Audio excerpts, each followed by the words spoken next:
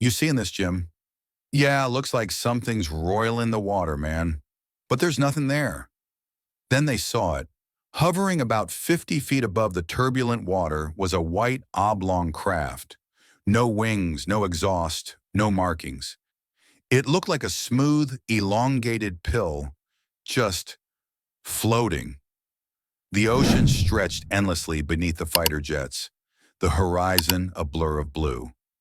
It was November 14, 2004, and off the coast of San Diego, the USS Nimitz carrier strike group was conducting routine exercises.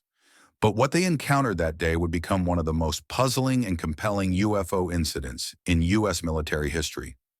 Here are 5 reasons why the Nimitz UFO encounter, known for its tic-tac-shaped object, still cannot be explained. But more than just facts, this is the story of the men and women who saw something extraordinary and were never the same again. 1. The radar anomalies were real. For over a week before the incident, the USS Princeton's advanced radar systems had been tracking strange, fast-moving objects descending from 80,000 feet to sea level in seconds. These things would drop straight out of the sky, no arc, no curve, just straight down, said Senior Chief Operations Specialist Kevin Day, a radar expert aboard the Princeton. He leaned over the glowing radar console, tapping the screen in disbelief. "Boss, I've been doing this for 18 years, he said to the commanding officer. "These aren't glitches." The objects appeared daily, moving in groups, sometimes alone, hovering at 28,000 feet, then vanishing or accelerating beyond known speeds. Aboard the ship, Day lobbied for days to have someone investigate. "You sure this isn't just ghosting?" his XO asked. "Sir," Day replied firmly, "if it's ghosts, they're flying in formation and pulling maneuvers I've never seen." 2. Visual confirmation by trained pilots. On the 14th, the Princeton vectored 2 FA-18F Super Hornets from the USS Nimitz to intercept one of these radar anomalies. Commanding one jet was Commander David Fravor, a decorated pilot with Top Gun credentials. His wingman, Lieutenant Commander Jim Slate, flew alongside him. As they approached the coordinates, there was no object on radar, but the sea below was churning. A large area of white water like something enormous was just beneath the surface. Fravor's voice crackled over comms. "You seeing this, Jim?" "Yeah, looks like something's roiling the water, man." But there's nothing there. Then they saw it. Hovering about 50 feet above the turbulent water was a white oblong craft. No wings, no exhaust, no markings. It looked like a smooth, elongated pill, just floating. "It's like a giant tic-tac," Fravor muttered, banking his jet to get closer. The object noticed. "It's turning to face me," Fravor yelled. "It's reacting. It's mirroring." He descended. So did the object. Then in a blink, it shot upward and vanished. "Contact is gone," Slate said. "Just gone." 3. Extreme speed and maneuverability beyond known physics. The pilots weren't the only ones tracking it. As the jets returned to the carrier, a second group was launched, with one aircraft carrying an advanced targeting pod, the ATF-LIR, Advanced Targeting, Forward-Looking Infrared System. What it captured would later leak to the public in 2017. In the now famous infrared footage, the object appears on camera, moving with unnatural smoothness. At one point, it darts sideways, a motion that would kill a human pilot inside from sheer G-force.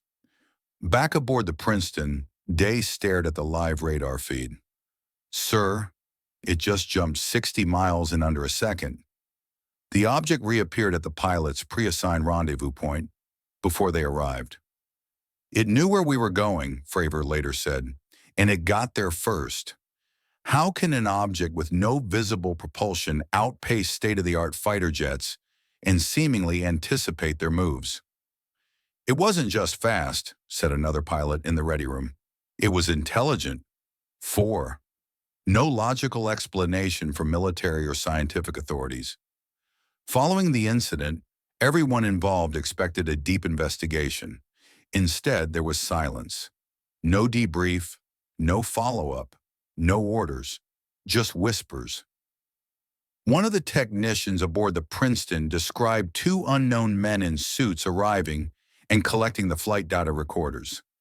They just said, "This didn't happen," and we were told not to speak about it. Fravor later recounted a conversation with a Pentagon representative. I asked if anyone else had seen similar things. He smiled and said, "You're not the only ones." When the footage leaked years later, the Department of Defense confirmed its authenticity, but offered no explanation. The U.S. Navy later updated their reporting procedures to allow pilots to report UAPs, unidentified aerial phenomena, but still offered no answers. "Look," Fravor said in an interview years later, "I don't know what it was, but it was real, and we had nothing that could touch it." 5. Multiple sources of corroborating evidence. What makes the Nimitz encounter so compelling is not just one pilot's story or a blurry video. It's the convergence of multiple independent data streams. Radar from the USS Princeton visual confirmation by two separate flight crews, infrared camera footage from the targeting pod, testimonies from sailors, technicians, and radar operators. Even skeptics struggle to explain away all the evidence. In a quiet bar in San Diego years later, a former radar tech met with a journalist under anonymity. "You want to know what scares me?" he asked, swirling his glass. "It's not that it was aliens. It's that we have no idea what it was, and the people in charge don't either." There's a reason the Nimitz incident has become a cornerstone in the discussion about UFOs. It's not just the witnesses or the footage or the speed of the object. It's the complete lack of answers. No known drone, missile, or aircraft, foreign or domestic, can perform the maneuvers observed that day. "The thing is," Fravor told a panel, "this wasn't a one-time deal. There's more of them. People just don't talk."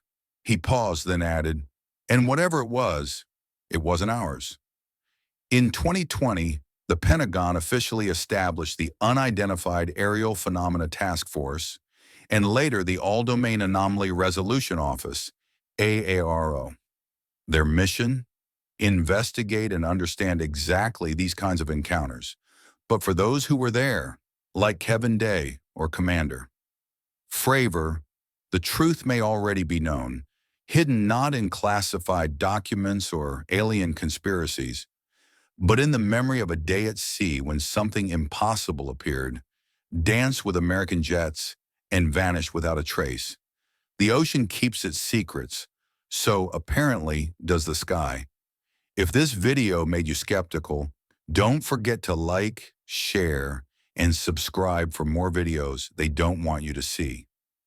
Your support is how we fight for the truth and bring you the most compelling evidence on this planet.